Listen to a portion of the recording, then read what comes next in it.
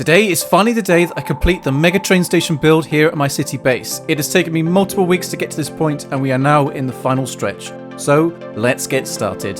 One of the first things we need to do following our last episode is to fix a design flaw that I had previously overlooked where the two sets of ceiling arches didn't properly line up. This meant that the full roof design itself didn't fit properly once completed, so it needed to change. My advice to anyone building up large builds like this is that you shouldn't be afraid to pivot and rebuild parts to fix a flaw rather than just leaving it. Otherwise you find yourself having to force it to work in a way that might affect your overall vision of the build and how it comes out. Once I finished correcting the pillar arches, I needed to collect and craft up a whole load of resources, in particular sand, terracotta and lots of various deep slate blocks. Thankfully, one of my friends on the server, Wolf Guy, gave me a whole load of terracotta and it saved me quite a bit of time. So I moved on instead to mine up and smelt the sand and crafted up all the various deep slate blocks that I needed. There really is something quite therapeutic about mining up lots of resources in Minecraft, or at least there is for me personally. I find it really helps me to unwind after a day of work. It's one of the main reasons why I love building in survival Minecraft so much. It adds more depth and challenge that you just can't find otherwise in creative mode. Even though it takes longer, it is worth it in my opinion. But anyway, once I'd finished up collecting all the sand that I needed, I then loaded it all up into the communal super smelter so that it could be smelted up into glass so that I could move on to craft lots of black stained glass. And then finally I finished up by crafting up all the very many stacks of various deep slate blocks that I'd be needing for our roof tiles. And with all of that now collected and crafted up, I then proceeded to start finishing the roof of the station.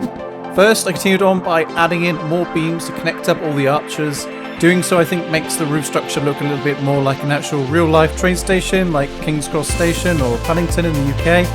And then for the next part of this I make use of some polished deep slate stair blocks and instead of adding them beneath the beams to act as some supports.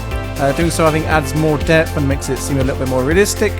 And with the beams finished up I moved on and finished adding in some missing connecting arches and then added in some end rods for some lighting and then began adding in all of the roof tiles. For the tiles I decided to go with the deep slate variants as I think they contrast really nicely with all the bricks and terracotta colours that we already have. And then I also, because they just link up I think as well with the tower spires on the facade of the station. After I finished up on the first domed roof, I needed to make a quick pit stop into the end and visit the Enderman farm so that I could repair up and mend my elytra and tools as they were getting dangerously low on durability. Once I'd repaired them up, I then went straight back on into building up the second domed roof.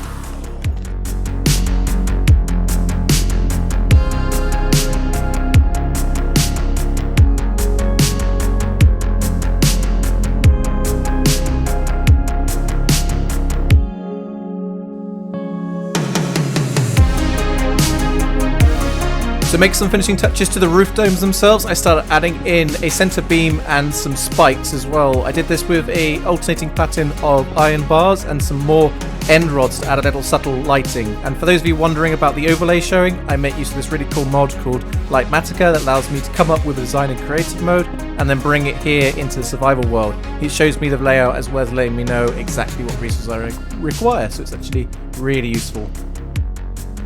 Taking a short moment to look over the progress we've made so far, I am pretty happy, that is for sure. I've mentioned it in a past episode, but I've always wanted to try and build a train station in Minecraft as I'm a pretty big fan of anything to do with trains in real life, so the further we get with this build, the more excited I get. But yeah, next up we need to start finishing up the station floor lighting as we want to prevent any unwanted mobs from spawning and ruining our fun.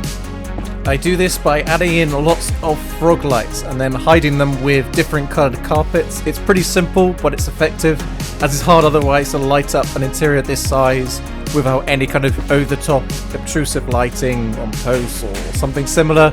But yeah, it does the trick and it'll just make sure that we've got a nice, safe environment here without any mobs to worry about. Next, I continue on and start building up the walls and the rear towers with the same style of terracotta and bricks that we used on the facade. We really are on the home stretch now. It might not seem like it, but for what it's only been a few minutes in this episode, it's actually been many hours of real life. It's one of the main reasons why this episode has taken so long to complete. Originally I had planned to finish a week or so ago, but IRL busyness has slowed down the progress. It definitely, though, has made me respect all the many full-time Minecraft content creators out there who must put in some serious amounts of time. But there we go, we are almost there.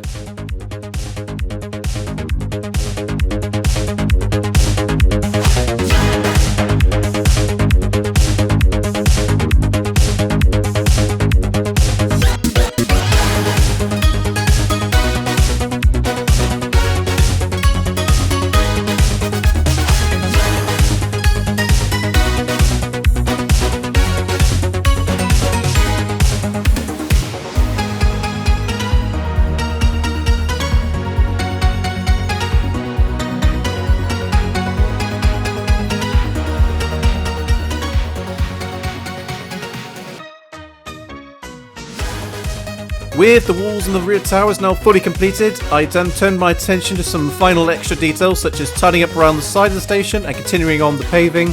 After that, I follow up by chopping down some extra trees and clearing some additional land behind the station so that I can start to extend the rail tracks that lead on in. Now, if I'm sounding a little bit different at the moment, it's because hay fever has well and truly settled in. I can only apologise for that. But anyway, here we go. We're making some real progress now. And once we get these rail tracks on in, then I think you can probably take a little guess as to what's coming next.